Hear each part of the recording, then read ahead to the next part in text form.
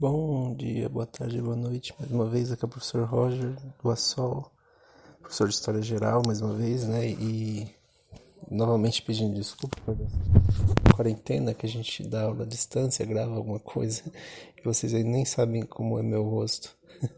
Mas enfim, hoje o tema da aula é Roma, é o nosso último tema de História Antiga. A partir da semana que vem, não, da próxima, né? A gente vai entrar em Idade Média.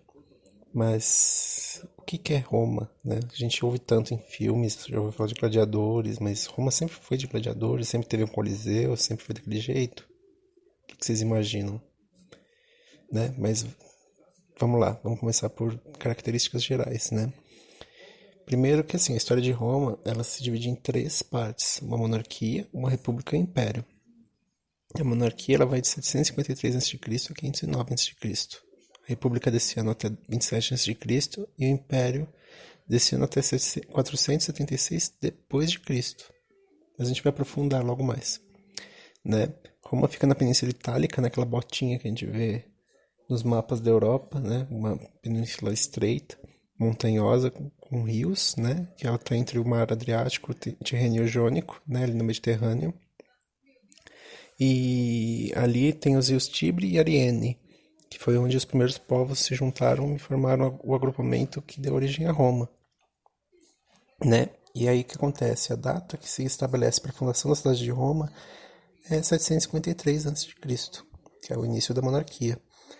E aí a gente tem um mito fundador da cidade de Roma, né? Que acho que vocês já devem ter visto aquela estátua da loba com as crianças mamando, né? Que é o mito de Rômulo e Remo, né? Da loba Lupa, que eram dois irmãos que mamaram da loba e que cresceram. E aí Rômulo mata Remo quando cresce e funda Roma, né? Isso é mito. Não aconteceu assim. Não digam que Roma foi fundada por Rômulo e Remo. Essa versão da história de Roma está escrita na Eneida, que é um livro de Virgílio, do século I a.C. Interessante até vocês lerem, se puderem, a Eneida, né? Que é a história da Eneida, que é a origem de Enéas, que era um herói da Guerra de Troia que fugiu e se instalou ali na região. Dali, os descendentes de Enéas eram Rômulo e Remo, que eram descendentes de Enéas. Mas enfim, vamos aos fatos, né? Vamos à história, vamos ser um pouco da mitologia, né? Roma, na verdade, como ela era rodeada de colinas, ela foi fundada, assim, fundada não, né? Não teve uma pessoa lá que chegou e fez. Foi a reunião de povos que viviam nessas colinas que pastoreavam, desciam, se juntavam, voltavam para suas colininhas. Só que aí, por causa de invasões, principalmente dos etruscos que viviam ali perto, elas decidiram se juntar num grupo e se fixar perto dos rios Tibre e Ariene, né, que nem eu falei antes, e aí se estabeleceram para se proteger, né, que eram povos sabinos e latinos, né? Isso que vocês têm que lembrar, que povos formaram Roma, latinos e sabinos. Os etruscos chegaram depois. E aí eles se organizaram por meio de uma monarquia, né? Roma era uma cidade-estado, ela não se expandia, não tinha ainda aqueles soldados, aquela coisa toda, aquele glamour. Era uma cidadezinha que tinha um rei, tinha um senado e tinha as assembleias do povo. Como que isso funcionava? O rei, ele, ele era o controlador, né, de tudo, né? Ele era a autoridade máxima e você tinha o senado. O senado ele era composto pelos patrícios. Lembre-se desse conceito, patrícios. O que eram patrícios? Eram os ricos proprietários, latifundiários, donos de grandes porções de terra, né? E eles entravam muito em conflito, vocês vão ver mais para frente, com os plebeus. Plebeus eram os proprietários de pequenas terras, né? Não é pobre sem posse, é tipo uma classe média, vamos usar um termo grosso, mas não usem essa palavra, mas o rico e o médio, né? E daí, ah, o Senado ele legislava, a Assembleia votava e o rei estava ali para controlar. Então você tem 7 reis durante a monarquia de Roma. Os 4 primeiros são latinos e os últimos são etruscos, que invadem, né, a cidade, e o Senado não gosta muito, porque o Senado a maioria era latina e tinha essa divisão de povos. E aí o que acontece? No sétimo rei, que se chamava Tarquínio, o Senado decide destituí-lo.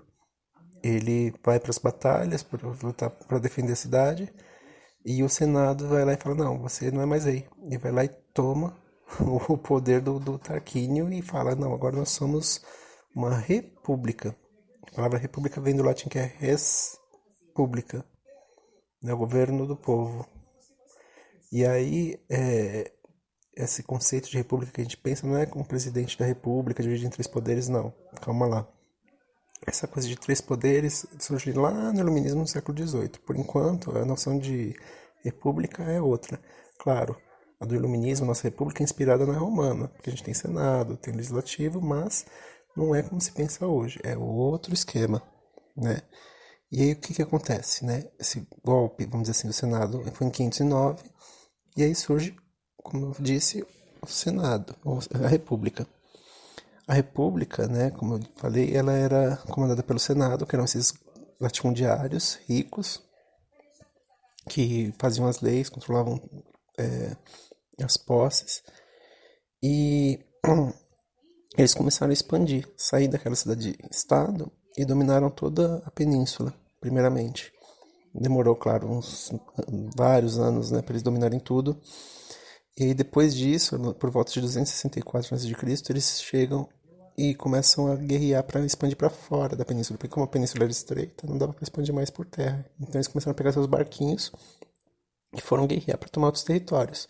Então, o primeiro lugar que os romanos saem da península para dominar é Cartago, no norte da África, que era uma cidade de origem grega. Lembra da aula de Grécia que tinha colonização dos gregos nas cidades que eles usavam para ter mantimento. E aí, perdão, eles entram em batalha com Cartago. E essas guerras de expansão com outros povos chamam guerras púnicas, de punição. E elas duraram muito tempo, né? Então, durante as guerras púnicas, eles dominaram todo o pedaço que era de Cartago, que envolvia o norte ali da África e a Península Ibérica. Né? Engraçado que eles não expandiram para o norte, eles expandiram para o sul. Né? E isso possibilitou um controle maior do comércio marítimo. Né? O Senado, como que ele era escolhido?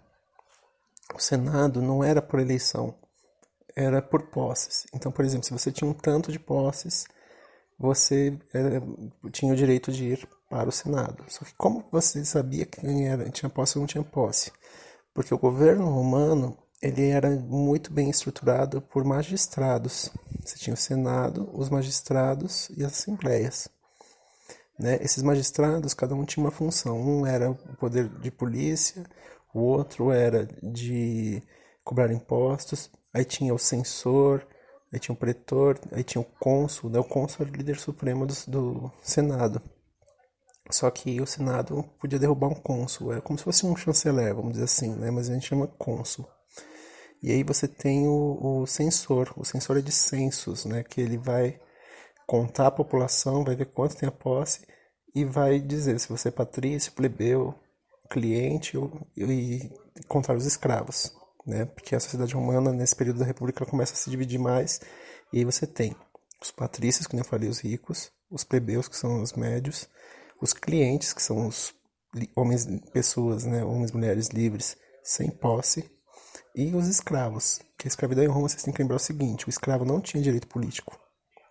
E como que se tornava escravo? Ou por batalha, quando você dominava o povo e escravizava aquele povo, ou por dívida. Por exemplo, você assumiu uma dívida, você não podia pagar, então você virava escravo até pagar a dívida. Né? Muitos morriam, não chegavam nem a isso. Mas a escravidão em Roma era por dívida e por dominação, por batalha. Isso vocês têm que lembrar. E aí o que acontece? Né, o censor, voltando lá, né, fiz uma digressão aqui louca. O censor, ele vai, conta a população e aí ele diz, você é patrício, então você pode ir pro Senado. Então o Senado romano, durante a sua história, ele oscila muito, não tem um número fixo de senadores, ele sobe, desce, cresce, diminui. Então você tem, às vezes, um Senado com 500, às vezes com 5.000, aí voltava. Então isso era muito fluido, né? E aí o que acontece? Como o Senado ele era de maioria patrícia, os plebeus começam a entrar em tensão com eles, porque eles não tinham direito a nada. Eles vendiam seus produtos, viviam da agricultura e do comércio, só que aí o Senado favorecia demais esses patrícios, dando terras, dando escravos. Então os patrícios, eles, como tinham muitas terras, eles começaram a ter hegemonia e a controlar todo o mercado de escravos também, porque eles usavam os escravos para fazer a produção de azeite, de vinho, de toda essa matéria de alimentação e de comércio. E aí daí o Patrício, ele desculpe, me enrolei todo aqui. E aí o plebeu, ele ficava ali em desvantagem. Então o que acontece? Há uma pressão em determinado momento por, por mais poder, por mais representatividade. E aí começa uma série de conflitos, porque todo mundo que tentava ajudar os plebeus acabava morto, porque como a maioria era de patrícios, esses patrícios iam lá e mandavam matar. Ah, você está querendo ajudar eles? Então a gente vai matar. Por quê? Porque é aquela coisa. Quando você controla o dinheiro, no caso dos patrícios, para você ajudar os plebeus, você tem que tirar dinheiro do seu bolso para ajudá-los. Então, tipo, eles não falavam, não, não vou tirar de mim para dar para eles. Né? E aí começa uma série de revoltas de escravos. Tem até o filme do Spartacus, né, Ben-Hur, que falam muito da escravidão em Roma e falam de revoltas de escravos. Né? É interessante vocês procurarem para assistir, porque são filmes bons, né? Filmes até premiados. E então fica aí a dica. Mas voltando, os, essas tensões, elas não acabaram por aí.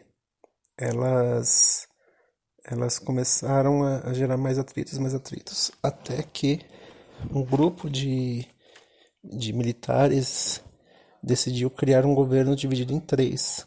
O Senado continuava existindo, mas essas pessoas decidiram falar, não, vamos nós três tentar resolver a situação. E aí formaram o que se chama Triunvirato. Roma teve dois. O primeiro se estabeleceu em 60 a.C., ao tempo passando. E quem que eram os três governantes desse primeiro triunvirato?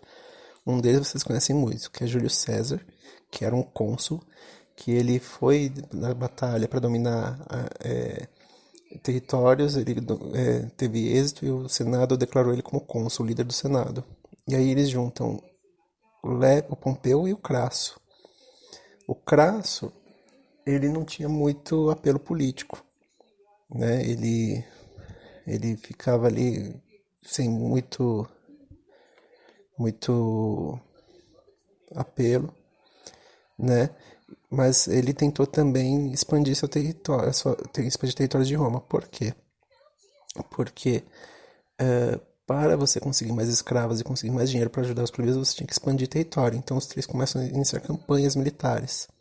Né? Eles se expandem, vão lutar, vão procurar território. Júlio César vai para Gália, que atualmente é a França. Né? E aí Crasso morre em batalha. O Pompeu, ele era inimigo de Júlio César. E aí Júlio César domina a Gália, detona Vercingetorix, que é o líder dos gauleses, né? Gauleses, lembrem de Asterix, né? Cada vez que você lembra de Asterix, lembre dos gauleses. Tanto que todos os personagens de Asterix acabam com X, Asterix, Obelix, porque é uma homenagem ao Vercingetorix, porque é um desenho, um quadrinho francês, né? E para eles o Vercingetorix é um herói da França, assim, um herói nacional, claro, não existia nem França, mas eles depois quando surgiu a França decidiram escolher o cara como o herói deles, mas enfim. O, o Pompeu, ele foge quando o Júlio César volta, porque ele volta falando, não, eu quero retomar o poder de Roma, e o Pompeu, ele ficou em Roma, né? E ele foge. E aí começam guerras civis, porque o exército de Pompeu e o exército de Júlio César começam a entrar em atrito. E aí Pompeu morre. Né? Os exércitos de Júlio César derrotam Pompeu. E Pompeu morrendo, Júlio César é declarado ditador perpétuo de Roma, que seria o seguinte, o cônsul ele tinha um tempo determinado de poder, e ele não, até o resto da vida você vai ser sempre o nosso líder, porque você é o único líder. Só que ele não tinha muito apelo do Senado, que o Senado era de quem? Dos patrícios. O que acontece? Bolam uma trama e assassinam Júlio César. Né? Júlio César morreu, foi assassinado. E também é interessante lembrar que os plebeus vinham ganhando espaço aos poucos. Né? Eu vou falar isso na próxima parte do vídeo. Né? Os plebeus, antes do triunvirato, eles já vinham conquistando espaço por meio de revoltas, por meio de algumas leis que eles conseguiram implantar, até mesmo o casamento entre plebeus e patrícios, que era proibido no começo, começou a ser legalizado. Mas vamos para a segunda parte do vídeo.